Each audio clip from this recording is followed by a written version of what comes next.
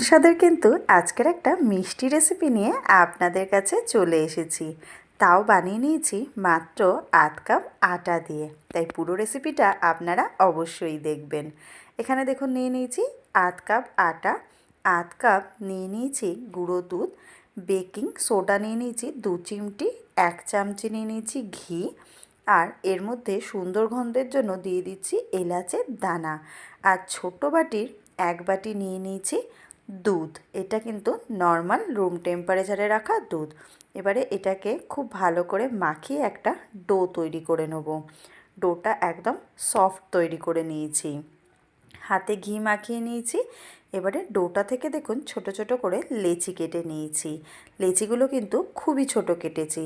সুন্দর মিষ্টির একটা শেপ দিয়ে দিচ্ছি।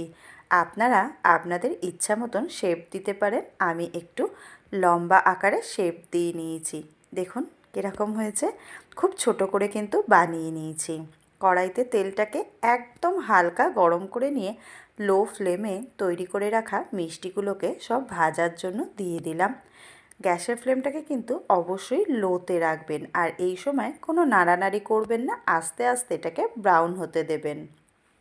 সুন্দর দেখুন মিষ্টিগুলো আমার ব্রাউন হয়ে ভাজা হয়ে গেছে। এগুলোকে কড়াই থেকে সব তুলে নিলাম।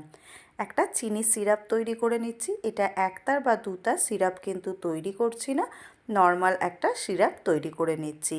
১ বাটি চিনি দিয়েছি, ১ বাটি জল দিয়েছি, খুব ভালো করে ফুটিয়ে নিয়েছি সিরাপটাকে।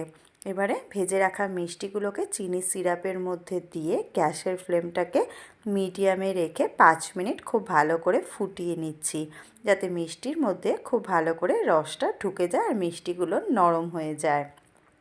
এবারে গ্যাসের ফ্লেমটাকে বন্ধ করে ২ ঘন্টার জন্য রেস্টে রেখে দিলাম। ২ ঘন্টা বাদে দেখুন মিষ্টিগুলো দেখাচ্ছি কি দারুণ রসালো, একদম তুলতুলে হয়েছে। তাই বাড়িতে আপনারা খুব সহজেই ৮ কাপ আটা দিয়ে কিন্তু দুর্দান্ত স্বাদের এই ভাজা মিষ্টিটা তৈরি করে নিতে পারেন।